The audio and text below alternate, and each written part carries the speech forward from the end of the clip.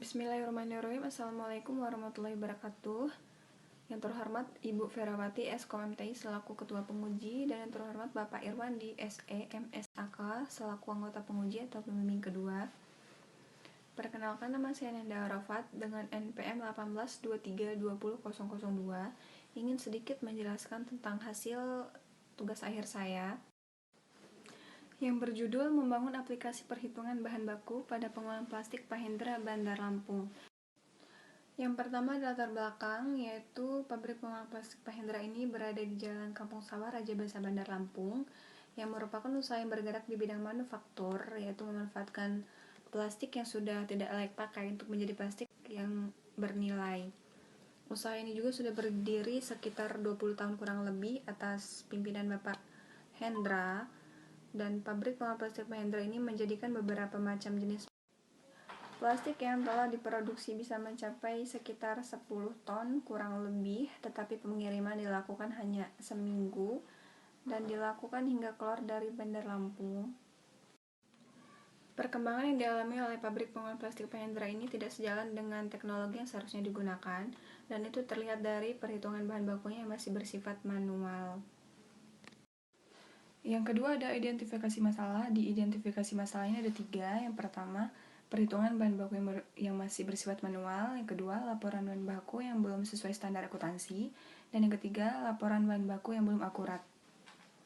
Selanjutnya ada rumusan masalah, yaitu bagaimana membangun aplikasi perhitungan bahan baku pada pengolahan plastik Pahendra, Bandar Lampung.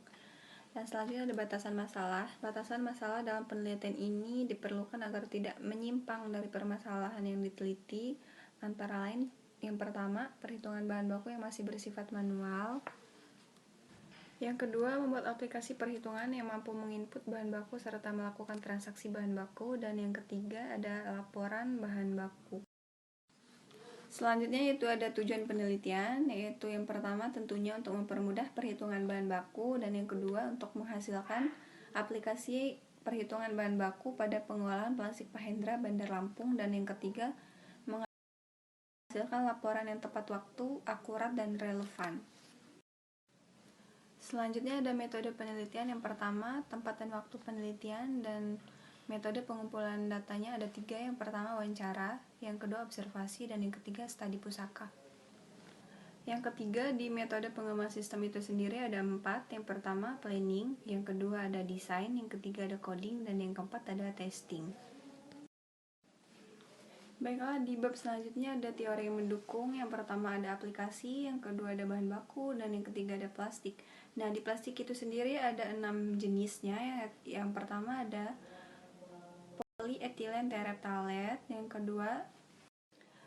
kedua itu ada high density polyethylene, dan yang ketiga adalah polyvinyl klorida, dan yang keempat ada low density polyethylene, dan yang kelima adalah polypropylene, dan yang terakhir ada polystyrene. Selanjutnya kita masuk ke rancangan sistem. Yang pertama ada skenario, dan saya ambil salah satu contoh dari skenario, yaitu input data bahan baku. Di sini ada 2 tabel, yaitu aksi aktor dan reaksi sistem. Jadi reaksi sistem ini memverifikasi login tadi, terus aksi aktornya ini input data bahan baku dan menyimpan data bahan baku, serta reaksi sistem ini menyimpan data bahan baku dan serta menampilkan data bahan baku. Dan reaksi aktor ini melihat data bahan baku apabila ingin edit, klik edit dan mengubah data serta simpan. Dan reaksi sistem ini menyimpan data dan menampilkan data apabila ingin data dihapus. Jadi aksi aktor ini klik hapus data, dan reaksi sistem ini data terhapus. Selanjutnya ada use case. Di sini ada gambaran use case. Ada 2 aktor. Yang pertama aktor admin, dan yang kedua ada aktor pimpinan. Nah, admin ini bisa melakukan login, bisa masuk ke menu utama dan melihat laporan serta melakukan transaksi. Nah, sedangkan si pimpinan ini hanya bisa login dan melihat laporan serta melakukan logout. Nah, di menu master ini ada 2. Yang pertama input data bahan baku dan input data admin. Di menu transaksi ini ada 2, transaksi pembelian bahan baku dan transaksi pemakaian bahan baku, dan itu dilakukan oleh admin. Dan di menu laporan ini ada 5 menu. Yang pertama, kertas kerja pemakaian bahan baku, kertas kerja pembelian bahan baku, dan daftar bahan baku, serta laporan bahan baku bulanan dan laporan bahan baku per tahun. Nah, di kelas diagram ini ada 4 tabel. Yang pertama, bagian user atau pengguna. Yang kedua, admin. Yang ketiga, ada bahan baku serta transaksi bahan baku. Yang keempat ada activity diagram. Nah, di sini saya ambil satu contoh dari activity diagram, yaitu transaksi pembelian bahan baku. Nah, di sini ada tabel user sama tabel sistem. Nah, sistem ini menampilkan form transaksi bahan baku, dan user apabila ingin menginput transaksi bahan baku, maka akan suruh menginput data transaksi bahan baku yang baru, dan apabila ingin dicetak, klik tombol cetak, maka akan mencetak, dan apabila tidak, maka pilih simpan, maka data akan tersimpan. Dan apabila user tidak akan menginput transaksi bahan baku, maka akan menampilkan bahan baku yang sudah tersedia. Dan jika user ingin mengedit bahan baku, maka akan kembali ke input bahan baku yang tadi. Nah, jika tidak ingin mengedit, maka klik tombol keluar, jadi otomatis akan keluar dari form tersebut. Selanjutnya ada rancangan input. Yang pertama ada menu login. Nah, di menu login ini sendiri bisa digunakan oleh kedua user. Yang pertama admin, dan yang kedua ada pimpinan. Nah, admin bisa masuk ke menu utama dan bisa melakukan transaksi, bisa melihat laporan. Tetapi pimpinan ini tidak bisa masuk ke menu utama, tetapi dia hanya bisa melihat laporannya saja. Yang kedua ada menu utama. Nah, di menu utama ini sendiri ada 4 menu, yaitu menu data yang berisikan input data bahan baku serta input data admin, dan menu transaksi terdapat 2 yang berisikan transaksi pembelian bahan baku dan transaksi pemakaian bahan baku. Serta di menu laporan ini terdapat 5 menu. Yang pertama, kertas kerja pembelian bahan baku, kertas kerja pemakaian bahan baku, laporan daftar bahan baku, serta laporan bahan baku bulanan dan laporan bahan baku tahunan. Selanjutnya ada input data bahan baku. Nah, di input data bahan baku ini terdapat kode bahan baku, nama bahan baku, jenis, satuan, serta kuantiti. Di dalam menu ini terdapat tombol tambah, simpan, edit, hapus, cetak, serta keluar. Yang keempat ada menu data admin. Di data admin ini terdapat nama, nomor telepon, alamat, username, password, serta hak akses. Nah, di sini maksudnya hak akses ini apabila kita ingin login menggunakan pimpinan, maka kita masukkan hak aksesnya itu pimpinan. Nah, di dalam menu ini terdapat tombol tambah, simpan, serta keluar. Yang kelima ada transaksi pembelian bahan baku. Di transaksi pembelian bahan baku ini terdapat nomor transaksi sudah otomatis.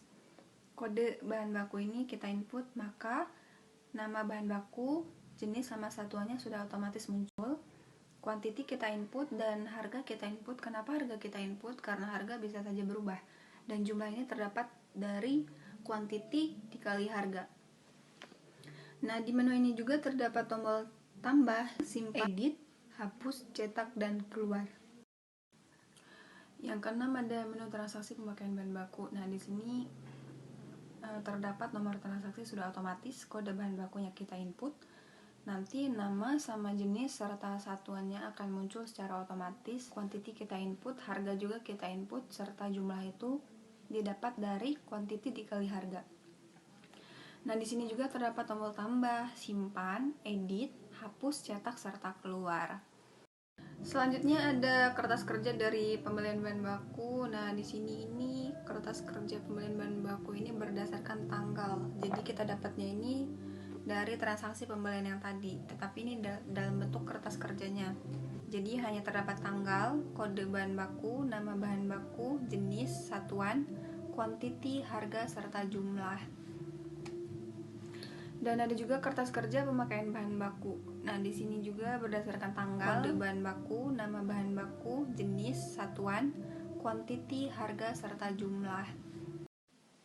Baiklah, yang ke-9 ada laporan daftar bahan baku. Di laporan daftar bahan baku ini ada kode, nama bahan baku, satuan, harga, serta stok awal, dan itu didapat dari input data bahan baku. Dan total pembelian ini didapat dari transaksi pembelian bahan baku, dan total pemakaian didapat dari transaksi pemakaian bahan baku, dan stok akhir ini dari stok awal ditambah total pembelian dikurang total pemakaian sama dengan stok akhir.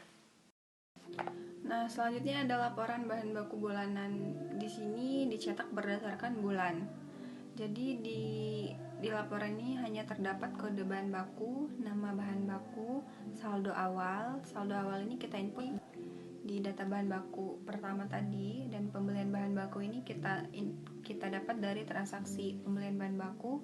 Pemakaian bahan baku ini juga kita dapat dari pemakaian bahan baku, transaksi pemakaian bahan baku, serta saldo akhir ini saldo awal ditambah pembelian bahan baku dikurang pemakaian bahan baku, dan hasilnya ada di saldo akhir.